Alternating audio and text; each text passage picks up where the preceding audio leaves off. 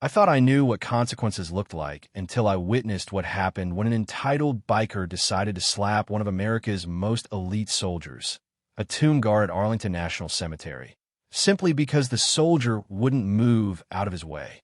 Within 30 minutes, 6 military vehicles had surrounded the area, federal agents were making arrests, and this man's life was about to change forever in ways he never could have imagined. But what happened next would shock even the hardest military veterans. Why did this single act of disrespect trigger the largest military response Arlington Cemetery had seen in decades? The morning mist hung heavy over Arlington National Cemetery on that crisp October day, shrouding the white marble tombs in an ethereal silence. The kind of silence that speaks louder than any words ever could. But in 30 minutes, that sacred quiet would be shattered by the roar of military vehicles, the thunder of boots on pavement, and the consequences of one man's moment of unthinkable disrespect. It started with the aggressive growl of a motorcycle engine cutting through the reverent atmosphere like a blade through silk. The sound grew louder, more insistent, as it approached the tomb of the unknown soldier, that hallowed ground where America's unidentified heroes rest in eternal peace. At the tomb's sentinel post stood Specialist Marcus Rodriguez, his polished black shoes reflecting the pale morning light, his uniform pressed to perfection. Every crease sharp enough to cut glass. Every movement deliberate, practiced, sacred. He had been walking his measured 21 steps, turn, pause, 21 steps back, a ritual he had performed thousands of times over the past 18 months of his assignment to the elite 3rd U.S. Infantry Regiment, known as the Old Guard. But this morning would test everything he believed in, everything he had trained for, and everything he stood for. The motorcycle's engine grew deafening as it approached the cordoned area around the tomb. Behind the handlebars sat Jake Morrison, a man whose leather jacket bore the patches of weekend rebellion, whose sunglasses hid eyes that had never known true sacrifice. His jaw was set in the kind of stubborn anger that comes from a lifetime of getting his way through intimidation and noise. Morrison had been riding the scenic route through Arlington when he encountered what he saw as an inconvenience, the temporary road closure that protected the ceremony area during the changing of the guard. To him, it was just another bureaucratic obstacle, another petty rule designed to slow him down on his morning ride. But to Specialist Rodriguez, it was something else entirely. It was the sacred perimeter around the final resting place of soldiers whose names were lost to history, but whose sacrifice would never be forgotten. Men who had died on foreign beaches, in jungle foxholes, in mountain passes, their bodies so damaged or lost that they could never be identified, never be returned to families who waited for news that would never come. The confrontation began when Morrison revved his engine in frustration, the sound echoing off the marble monuments like thunder in a cathedral. He could see the young soldier in his pristine uniform, moving with mechanical precision along his post. To Morrison, this was just some kid playing dress-up, blocking his path for no good reason. "Hey!" Morrison shouted over his idling engine, his voice carrying the edge of someone unaccustomed to being told no. "Move this rope. I need to get through." Specialist Rodriguez continued his measured pace. 21 steps. Turn. Face the tomb. 21 seconds of silence. Turn. 21 steps back. His face remained impassive, carved from stone, focused on a duty that transcended the petty demands of the living world. The silence was part of the sacred ritual. The guards of the tomb of the unknown soldier speak only when necessary to maintain the dignity of their post. Every word, every gesture, every breath is measured against the weight of the sacrifice they honor. But Morrison interpreted the silence as disrespect, as arrogance from someone he saw as beneath him. His face flushed red beneath his helmet as he dismounted his bike with aggressive, jerky movements. The leather of his jacket creaked as he strode toward the ceremonial barrier, his boots heavy and graceless against the respectful quiet of the cemetery. "I'm talking to you, soldier boy." Morrison's voice grew louder, more demanding. Several tourists nearby began to turn, their cameras lowering as they sensed the tension building in the sacred space. "You deaf or just stupid?" Move this thing so I can get through. Rodriguez completed another turn, his white gloves pristine against the dark wood of his rifle. His breathing remained steady, controlled, each inhalation and exhalation timed to the rhythm of his steps. But behind his stoic expression, his mind was calculating, processing, preparing. He had trained for disruptions, hecklers, protesters, people who didn't understand the gravity of what this place represented. But he had never trained for what happened next. Morrison's patience, what little he possessed, finally snapped. The morning sun had burned away much of the mist, and the growing crowd of witnesses only fed his ego and his rage. In his mind, he was being humiliated by some ceremonial toy soldier who wouldn't even acknowledge his existence. With a snarl of frustration that would haunt the witnesses for years to come, Morrison ducked under the ceremonial chain and strode directly toward the sentinel. His boots struck the sacred ground with the graceless thunder of someone who had never learned the weight of sacrifice, never understood that some things in life are bigger than personal convenience. Look at me when I'm talking to you, you worthless. The slap echoed across the cemetery like a gunshot. Morrison's open palm struck Specialist Rodriguez across the face with the full force of his anger and entitlement. The sound was sharp, brutal, obscene in the sacred space. For a moment that seemed to stretch into eternity, the world stopped. The tourists' gasps hung in the air like frost. Birds ceased their singing. Even the distant traffic seemed to pause in horror. But Rodriguez didn't move. His head had turned with the impact, the red mark of Morrison's hand blooming across his left cheek like a brand. But slowly, with the deliberate control of a man whose discipline ran deeper than bone, Rodriguez turned his face back to center. His eyes, still focused straight ahead, betrayed nothing. Not anger, not pain, not even acknowledgement that he had been struck. 21 steps. Turn. Face the tomb. 21 seconds of silence. The ritual continued. Morrison stood there, his hands still tingling from the impact, his chest heaving with adrenaline and rage. He had expected retaliation, expected the soldier to break character, to fight back, to give him the confrontation he craved. Instead, he found himself face to face with something he had never encountered before, unwavering dedication to something greater than oneself. The witnesses stood in stunned silence. Smartphones emerged from pockets, cameras focused, but even the most social media-obsessed tourists seemed to understand they had witnessed something profound and terrible. The violation wasn't just against one man. It was against everything the tomb represented, against the memory of every unknown soldier whose sacrifice had purchased the freedom Morrison took for granted. An elderly veteran in the crowd, his own service ribbons faded but proud on his jacket, stepped forward with tears streaming down his weathered cheeks.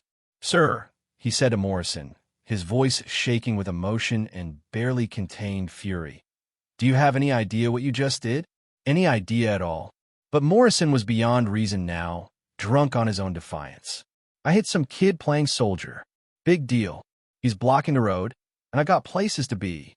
The veteran's hands shook as he pointed toward the tomb.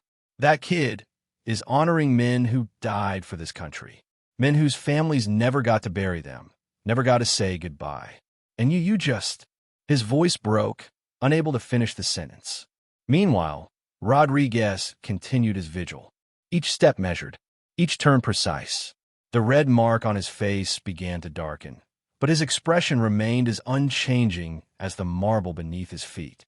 Inside his mind, however, a storm was building, not of anger, but of resolve.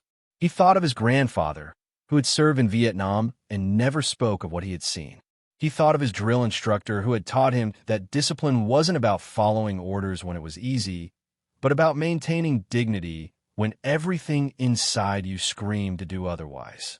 He thought of the unknown soldiers themselves, lying in their marble tomb just steps away. Men who had endured far worse than a slap from an entitled civilian. Men who had faced enemy fire, brutal conditions, the certainty of death, all while maintaining their duty to their brothers in arms. If they could maintain their honor in the face of death, he could maintain his in the face of humiliation. But while Rodriguez continued his silent vigil, the wheels of military justice had already begun to turn. Among the witnesses was Captain Sarah Chun, an off-duty military police officer who had been visiting the tomb with her family. She had recorded the entire incident on her phone, her military training kicking in even as her personal outrage threatened to overwhelm her. Her fingers moved quickly across her screen, sending messages that would set in motion a response Morrison could never have anticipated. Within minutes, her report had reached the duty officer at Fort Myer, the commanding officer of the 3rd U.S. Infantry Regiment, and the military police stationed at Arlington National Cemetery. The Old Guard doesn't just protect the tomb during ceremonial hours. They are the guardians of Arlington National Cemetery itself, responsible for its security, its dignity, and the safety of everyone who enters its sacred grounds. An assault on one of their sentinels wasn't just a criminal act. It was an attack on the institution itself, on the memory of every hero buried in that hallowed soil. Lieutenant Colonel Michael Barnes, the regiment's commanding officer, was reviewing morning reports when Captain Chin's message reached his secure phone. A career officer with 3 combat deployments and a chest full of ribbons earned through blood and sacrifice, Barnes had seen action in Iraq and Afghanistan. He had buried friends, written letters to grieving families, and stood at attention as flag-draped coffins came home. But nothing in his military career had prepared him for the cold fury he felt reading that report. "Give me everything," he ordered his aide within seconds of finishing the message. "Security footage, witness statements, everything. And get the military police rolling. Now." His fingers moved across his keyboard with military precision, sending alerts up the chain of command and across every relevant department. The assault on the tomb guard would be treated with the full weight of military law and federal statute. Morrison had unknowingly crossed a line that separated him from the protection of civilian law and placed him squarely in the crosshairs of military justice. Back at the tomb, Morrison was beginning to sense that something had shifted in the atmosphere around him. The crowd of tourists had grown larger, but their attention wasn't on the ceremony anymore. They were staring at him with a mixture of disgust and anticipation, as if they were waiting for something to happen. His bravado began to crack as he noticed the elderly veteran speaking quietly but intensely into his phone, his eyes never leaving Morrison's face. A woman in military fatigues, Captain Chun, was also on her phone, her bearing unmistakably official even in civilian clothes. "What are you people staring at?" Morrison demanded, but his voice lacked the confidence it had carried moments before. The reality of what he had done was beginning to seep through his anger like ice water through cracked armor. Rodriguez completed another measured turn, his movements as precise as before, but now the red mark on his face had darkened to a deep purple. Still, he gave no sign of pain, no acknowledgement of injury. His dedication was absolute, his focus unbreakable. The first sign of the approaching storm came as a low rumble in the distance. Military vehicles, their engines tuned for power rather than comfort, were moving through the cemetery's winding roads with practiced efficiency. The sound grew closer, more distinct, the unmistakable growl of Humvees and military police vehicles converging on their location. Morrison's head snapped toward the sound, his earlier confidence evaporating like morning mist. "What the hell is that?" The veteran smiled grimly. "That, son, will be the consequences of your actions coming to find you." The first vehicle to arrive was a military police Humvee, its olive drab paint and official markings leaving no doubt about its purpose. Behind it came another, then another. Within minutes, 6 military vehicles had formed a perimeter around the tomb area, their occupants emerging with the swift, coordinated movements of professionals responding to a crisis. But this wasn't just any crisis response team. These were members of the 3rd U.S. Infantry Regiment, the Old Guard themselves. Men and women who had volunteered for one of the most demanding assignments in the military, who had undergone months of specialized training to earn the right to guard America's most sacred ground. They moved with the kind of precision that comes from countless hours of drill, their uniforms immaculate, their bearing unmistakably military. But beneath their professional demeanor, something else was visible, a cold, focused anger that spoke of personal investment in what they were witnessing. Staff Sergeant Maria Santos, the lead military police investigator, emerged from the first vehicle with the purposeful stride of someone accustomed to dealing with difficult situations. Her uniform bore the ribbons of 2 combat deployments and a Bronze Star earned in Afghanistan. Her dark eyes surveyed the scene with practiced efficiency, taking in the witnesses, the continuing ceremony, and the man who had dared to strike one of her brothers in arms.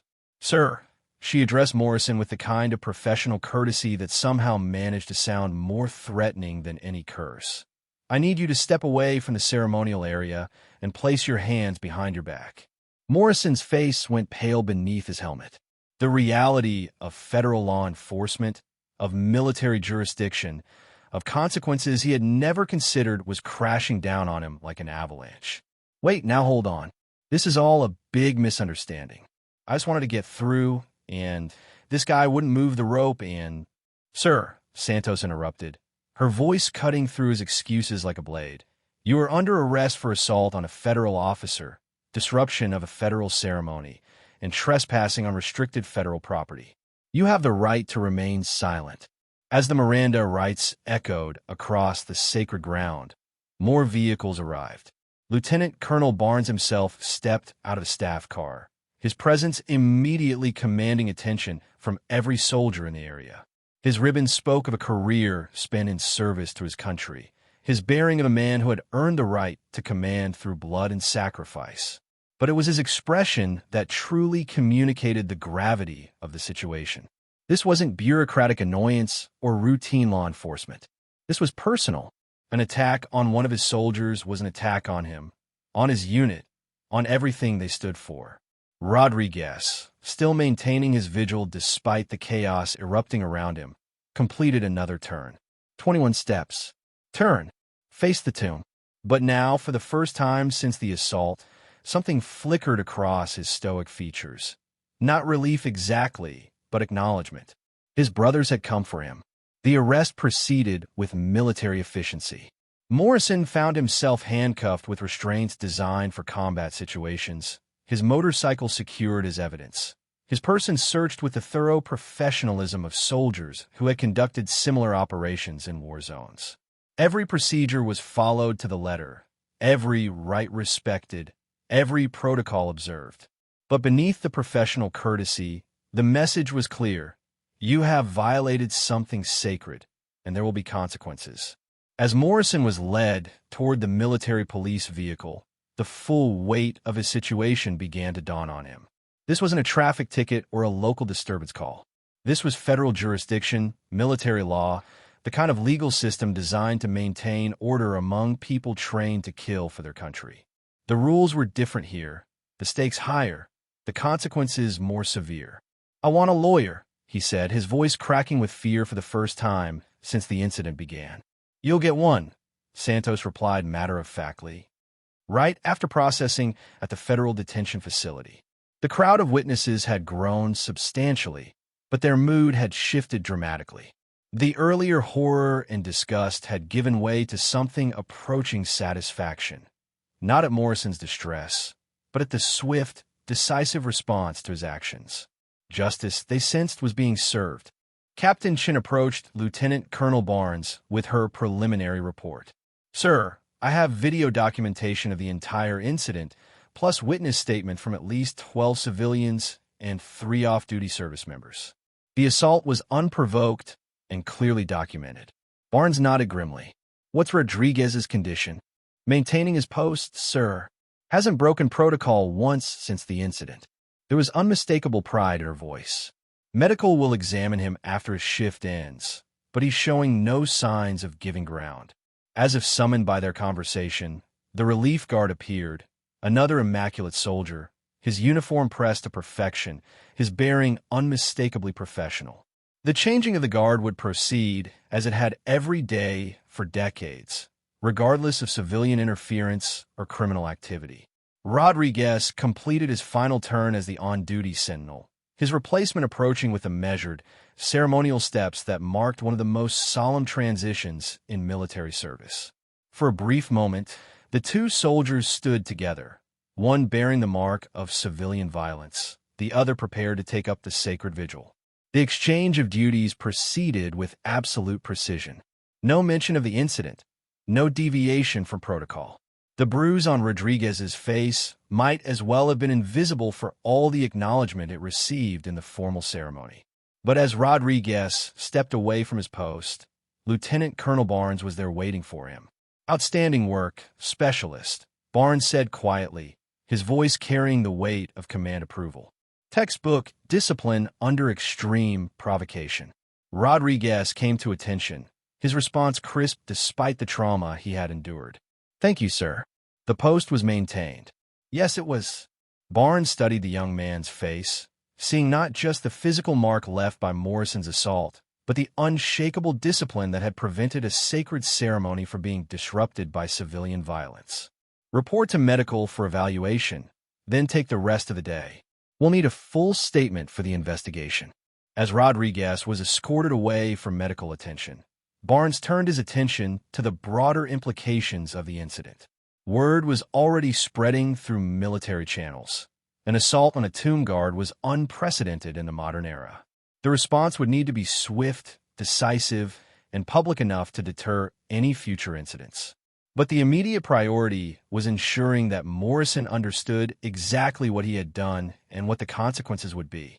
The processing at the federal detention facility was unlike anything Morrison had experienced. Military police facilities aren't designed for comfort.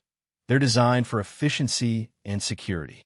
The concrete walls, fluorescent lighting, and constant presence of armed guards created an atmosphere of inexorable authority. Morrison's personal effects were cataloged with military precision. His leather jacket, his sunglasses, his wallet containing credit cards and identification. All of it became evidence in a federal case.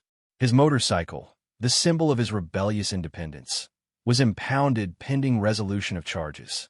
The charges themselves read like a catalog of disrespect for everything the military held sacred: assault on a federal officer, disruption of federal ceremony, criminal trespass on restricted federal property, and, most seriously, violation of 18 U.S. Code Section 1361, which covers destruction of government property. The assault on Rodriguez wasn't just an attack on an individual. It was an attack on a federal installation and the ceremony it protected. Each charge carried substantial penalties. Combined, they represented the possibility of years in federal prison and tens of thousands of dollars in fines. But beyond the legal consequences, Morrison was beginning to understand the social and personal ramifications of his actions. The video of the incident, recorded by multiple witnesses, had already begun circulating on social media. But this wasn't typical viral content celebrated for its shock value. The reaction was overwhelmingly negative, with comments ranging from disgust to outright calls for severe punishment. Veterans organizations were sharing the footage with commentary that left no doubt about their feelings toward Morrison's actions. His employer, a construction company that relied heavily on federal contracts, was already fielding calls from clients expressing concern about their association with someone who had assaulted a military honor guard. His family, learning of the incident through news reports rather than personal contact, was scrambling to distance themselves from his actions while dealing with their own shame and embarrassment. But perhaps most significantly, Morrison was beginning to understand what he had actually done. The federal prosecutor assigned to his case, a Navy veteran herself, made sure he understood the gravity of his situation during their initial meeting. "Mr. Morrison," she began, her voice carrying the authority of both legal training and military experience, "you need to understand what you've done here. You didn't just hit some random soldier doing ceremonial duty. You assaulted a guardian of the tomb of the unknown soldier, one of the most sacred sites in American military tradition." She placed a folder on the table between them, its contents representing months of legal preparation and years of potential consequences. The unknown soldiers represent every service member who died for this country and never made a home. Men who were blown apart in World War I trenches, lost in Pacific battles during World War II, killed in Korean mountains and Vietnamese jungles. Their families never got closure, never got to say goodbye, never got to bury their sons and husbands and fathers. Morrison shifted uncomfortably in his chair, the weight of her words beginning to penetrate his defenses. The Tomb Guards volunteer for this duty. They undergo months of specialized training. They meet physical and mental standards that eliminate 90% of applicants, and they dedicate themselves to a level of discipline that most people can't even comprehend. They do this to honor sacrifice that most Americans, yourself included, can't begin to understand. She opened the folder, revealing photographs of the tomb of the unknown soldier, documents detailing the selection process for tomb guards, and testimonials from families of missing service members about what the tomb meant to them. When you struck Specialist Rodriguez, you didn't just assault one man. You attacked a symbol of sacrifice, honor, and dedication that represents the best of American military tradition. You violated a sacred space that millions of Americans consider holy ground. The prosecutor's words hung in the sterile air of the interview room like an indictment not just of Morrison's actions, but of his entire approach to life. For the first time since the incident, he began to grasp the magnitude of what he had done. Meanwhile, back at Arlington, the story was far from over. The military's response to the assault was swift and comprehensive, but it was also educational. Lieutenant Colonel Barnes had authorized a series of interviews with news media, not to sensationalize the incident, but to educate the public about what the tomb of the unknown soldier represented and why its protection was so important. Specialist Rodriguez, after medical clearance and with his commanding officer's permission, agreed to speak with reporters. His bruised face served as a powerful visual reminder of the incident, but his words carried even more impact. "I wasn't thinking about the slap," he said, his voice steady and professional. "I was thinking about the soldiers in that tomb, and about every family that never got to bring their loved one home. That's what we're protecting here. Not just a monument, but the memory of ultimate sacrifice." His composure during the interview, his unwavering focus on duty rather than personal injury, struck a chord with viewers across the country. Veterans organizations praised his discipline and professionalism. Active duty service members shared the interviews with pride in their fellow soldiers' conduct. Even civilians who had never served began to understand the deeper meaning behind the rigid protocols at the tomb. The public response was overwhelmingly supportive of Rodriguez and condemning of Morrison. But more importantly, it sparked a broader conversation about respect, sacrifice, and the price of freedom. Schools began incorporating lessons about the tomb of the unknown soldier into their curricula. Veterans organizations reported increased interest in their educational programs. Tourism to Arlington National Cemetery increased as Americans sought to witness firsthand the ceremony they had seen disrupted in viral videos.